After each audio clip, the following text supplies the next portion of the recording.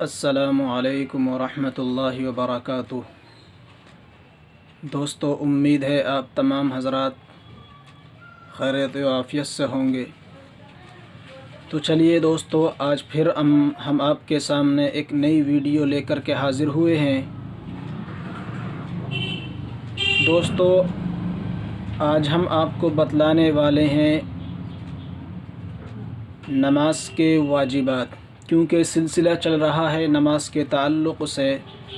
پہلے نماز کی شرطوں کو بتلایا، اس کے بعد پھر نماز کے فرائض کو بتلایا۔ آج نمبر ہے نماز کے واجبات کی، کہ نماز کے اندر کتنے واجبات ہیں اور کیا کیا واجبات ہیں۔ تو دوستو ذہن میں رکھیے گا، ہماری ویڈیو کو آخر تک دیکھیں اور غور سے سنیں کہ نماز کے اندر کتنے واجبات ہیں۔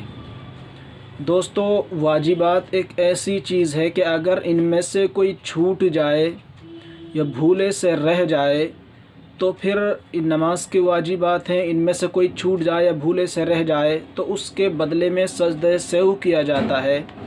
اگر سجدہ سہو نہ کیا جائے تو پھر نماز کو لوٹانا واجب ہو جاتا ہے، ہماری نماز درست نہیں ہوتی ہے۔ اس لیے ہمیں یہ معلومات ہونی چاہیے کہ نماز کے اندر کون کون سے واجبات ہیں کہ جن کے چھوٹ جانے سے یا جن کے اندر بھول چوک ہو جانے سے نماز صحیح نہیں ہوتی ہے اور ہمیں سجدہ سہو کرنا واجب ہو جاتا ہے۔ تو دوستو آئیے ہم شروع کرتے ہیں اپنی بات کو، کہ اولاً آپ ذہن میں رکھیں کہ نماز کے اندر کل 14 واجبات ہیں۔ نماز کے اندر 14 واجبات ہیں، جن میں سے آپ ترتیب وار سماعت فرما لیں۔ میں ترتیب وار آپ کو بتلاتا ہوں کہ کون کون سے واجبات ہیں۔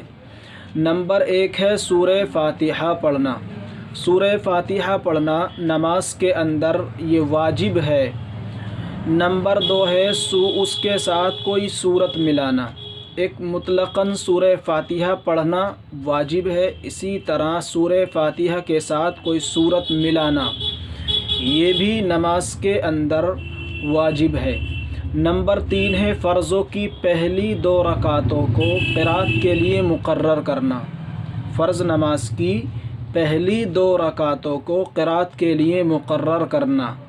نمبر 4 ہے الحمد شریف کو سورت سے پہلے پڑھنا، سورہ فاتحہ کو سورت سے پہلے پڑھنا۔ اگر کوئی سورہ فاتحہ کو سورت کے بعد پڑھے، خواہ بھول کر پڑھے یا جان بوجھ کر پڑھے، پہلے سورت پڑھ لے پھر بعد میں سورہ فاتحہ پڑھے، تب یہ واجبات میں کمی ہوگی، واجبات کو آگے پیچھے کرنا ہوگا، کیونکہ سورہ فاتحہ کا سورت سے پہلے پڑھنا واجب ہے۔ اب اگر اس کا الٹا ہو جاتا ہے تو ہمارے اوپر سجدہ سہو واجب ہو جائے گا۔ اگر سجدہ سہو کر لیں گے تو نماز صحیح ہو جائے گی، درست ہو جائے گی، اور اگر سجدہ سہو نہیں کریں گے تو پھر نماز کو لوٹانا واجب ہوگا۔ نمبر 5 ہے رکوع کر کے سیدھا کھڑا ہونا۔ رکوع کریں ہم، رکوع کے بعد میں سیدھا کھڑا ہونا یہ بھی واجب ہے۔ اس میں بہت لاپرواہی برتی جاتی ہے۔ بہت سارے حضراتوں کو ہم نے خود اپنی آنکھوں سے دیکھا ہے کہ وہ رکوع سے جب اٹھتے ہیں تو سیدھے کھڑے نہیں ہوتے ہیں کہ 2 سجدے کے اندر چلے جاتے ہیں۔ تو ذہن میں رکھیں کہ رکوع سے اٹھ کر سیدھا کھڑا ہونا یہ واجب ہے۔ اگر اس کو قومہ بولتے ہیں، اگر اس میں کیا نام ہے رکوع سے سیدھے ہم کھڑے نہیں ہوں گے تو پھر ہمارا ایک واجب چھوٹے گا، جس کی وجہ سے سجدے سے واجب ہو جائے گا۔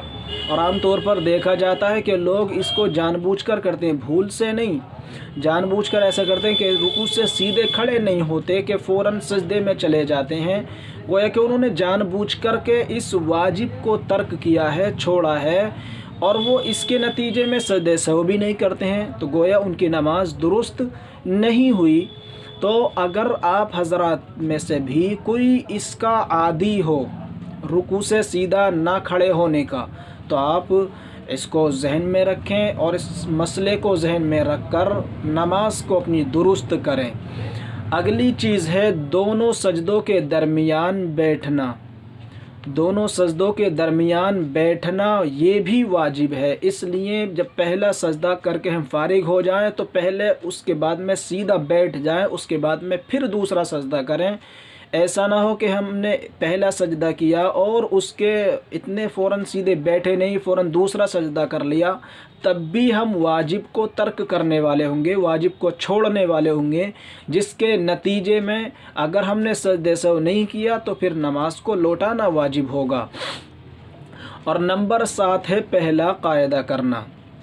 پہلا قاعدہ کرنا 3 رکعت والی یا 4 رکعت والی نماز ہے تو اس میں 2 رکعتوں کے بعد میں جو قاعدہ کیا جاتا ہے اس کو پہلا قاعدہ بولتے ہیں، تو پہلا قاعدہ کرنا یہ بھی واجب ہے۔ 8واں ہے دونوں قاعدوں میں التحیات پڑھنا، پہلے قاعدے میں بھی اور قاعدہ اخیرہ میں بھی، دونوں میں التحیات پڑھنا یہ واجب ہے۔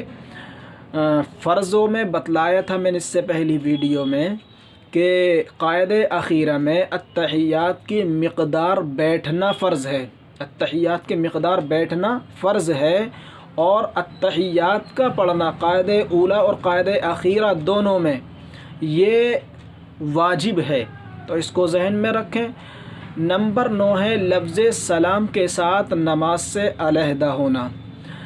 جب ہم اپنی نماز کا اختتام کریں، اپنی نماز کو پوری کریں، قاعدہ اخیرہ مکمل کر چکیں، تو پھر لفظ السلام علیکم ورحمۃ اللہ کے ذریعے نماز سے علیحدہ ہونا، نماز سے نکلنا، یہ بھی واجب ہے۔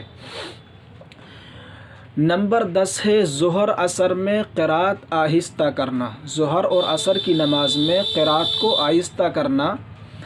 اور نمبر 11 ہے امام کو مغرب عشاء کی پہلی 2 رکعتوں میں، مغرب اور عشاء کی پہلی 2 رکعتوں میں، اور فجر اور جمعہ اور عیدین اور تراویح اور رمضان شریف کے وتر کی سب رکعتوں میں قرات بلند آواز سے کرنا۔ مغرب اور عشاء کی پہلی 2 رکعتوں میں، فجر، جمعہ، عیدین، تراویح اور رمضان شریف کے وتر کی سب رکعتوں میں قرات بلند آواز سے کرنا، یہ بھی واجب ہے۔ نمبر 12 ہے تعدیل ارکان، یعنی رکوع، سجدے وغیرہ کو اطمینان سے ادا کرنا۔ تعدیل ارکان یعنی رکوع، سجدہ وغیرہ ہر رکن کو آرام کے ساتھ میں، اطمینان کے ساتھ میں ادا کرنا، یہ بھی واجب ہے۔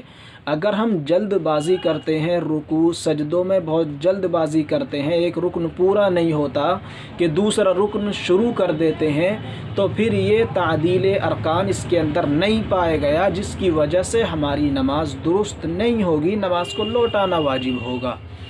نمبر 13 ہے وتر کی تیسری رکعت میں دعائے قنوت کے لیے تکبیر کہنا، وتر کی تیسری رکعت میں دعائے قنوت کے لیے تکبیر کہنا، یعنی اللہ اکبر کہنا اور دعائے قنوت پڑھنا۔ تکبیر کہنا اور دعائے قنوت پڑھنا دونوں واجب ہیں، ان میں سے اگر کوئی چھوٹے گا، بھولے سے چھوٹے، جان بوجھ کر چھوٹے، دونوں کی وجہ سے سجدے سے واجب ہو جائے گا۔ سجدے سے کر لیں گے تو نماز درست ہو جائے گی، اور اگر نہیں کیا تو پھر نماز کو لوٹانا واجب ہوگا۔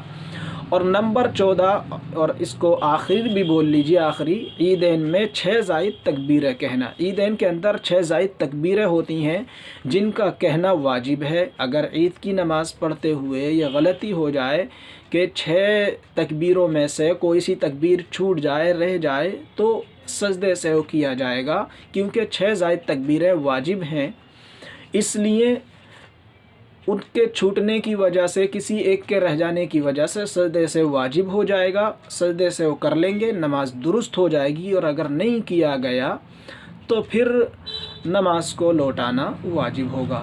تو دوستو یہ تھے نماز کے اندر کے واجبات۔ نماز کے اندر کتنے واجبات ہیں؟ 14 واجبات ہیں۔ کون کون سے ہیں وہ آپ کے سامنے آ گیا۔ تو اگر ابھی تک ہمیں یہ معلومات نہیں تھی تو یہ معلومات ہمیں حاصل ہوئی ہے اس ویڈیو کے ذریعے۔ تو دوستو ہمیں دعاؤں میں یاد رکھنا نہ بھولیں، اپنی دعاؤں میں ہمیشہ ہمیں یاد رکھیں، اور اللہ تبارک و تعالیٰ سے دعا کرتے رہیں کہ اللہ تبارک و تعالیٰ مجھ جیسے ناچیز طالب علم کو اللہ تبارک و تعالیٰ دین اسلام کی خدمت کے لیے قبول فرما لے۔ اور اللہ تبارک و تعالی ہم سب کو اپنی نمازوں کو صحیح طریقے پر پڑھنے والا بنا دے۔ وما علینا الا البلاغ۔ والسلام علیکم ورحمۃ اللہ وبرکاتہ۔